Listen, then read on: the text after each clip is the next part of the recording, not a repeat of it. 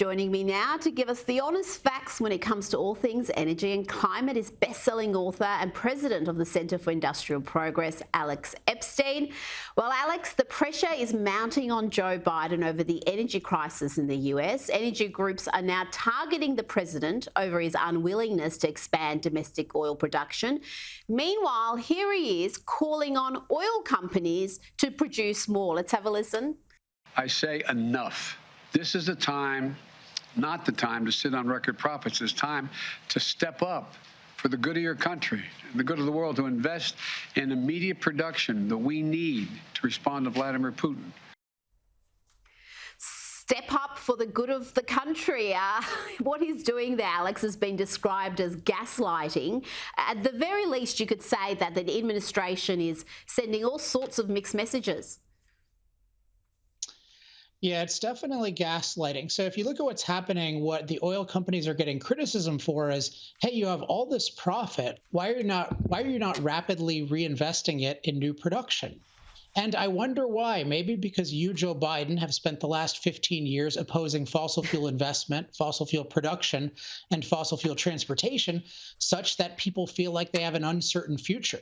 When people don't want to invest in something, it's because either there's no market, which is obviously not the case here, or they are afraid. So you, Joe Biden, have made the industry terrified. And so what you need to do is withdraw your threats, not keep the threats going and telling people to sacrifice themselves and their shareholders so that you can get a slight uptick in your polls. Oh, goodness me. Now, if we needed any more proof of how deluded this administration can be, here's Transportation Secretary Pete Buttigieg pushing for more green energy to fix the crisis.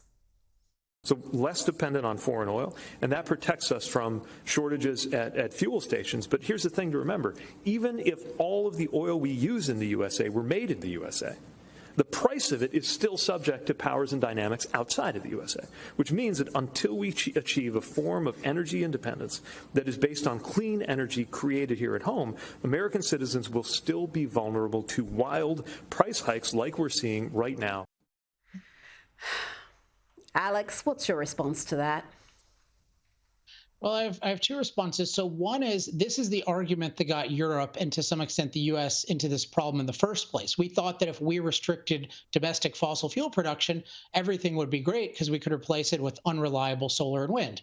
Well, it turns out this was a failure. So what happened is we became more dependent on foreign sources. Our energy security went down and prices went up because there was a lower global production.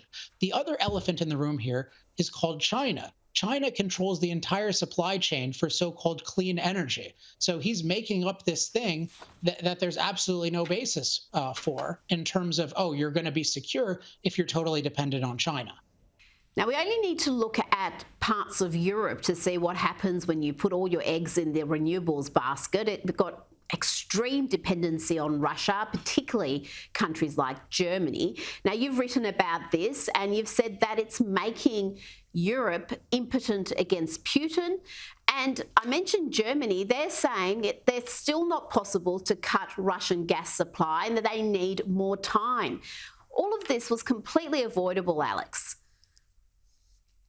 Definitely. But it was avoidable if you actually engaged in long-term thinking. What people want right now, and this includes Biden, it includes much of Europe, is they want an instantaneous fix to a problem that's been 15 years in the making or more. So they've cut off fossil fuel investment, fossil fuel production, fossil fuel transport. And now that they're desperately short of fossil fuels, they're looking for a quick fix. But Germany is a good example for us to learn from because they're at least 2 years away from having any kind of decent imports that can offset Russia. So it's a preventable problem, but to prevent it, you need long-term thinking. You can't just engage in short-term thinking and then wish for some magic because it doesn't exist. And Germany also walked away largely from nuclear energy, which other countries in Europe have invested in, countries like Sweden, and we know France is investing more in nuclear. So Germany has really got itself into some strife here. Yeah, so basically they've said, and this is really the position of the global green movement, we're going to be against fossil fuels, we're going to be against nuclear, and also the global green movement is largely against hydro. So what Germany does is they start to shut down coal plants. They install all of this unreliable solar and wind that's hugely dependent on gas. And then in response to Fukushima, where the nuclear power plant killed 0 people and the tsunami killed 20,000, they decided it's a good idea to shut down all their nuclear power plants. So they become incredibly dependent on gas because that's the only thing that can give good life support to unreliable solar and wind. And they're in this terrible predicament. It was totally predictable. Many of us predicted it, but we weren't listened to.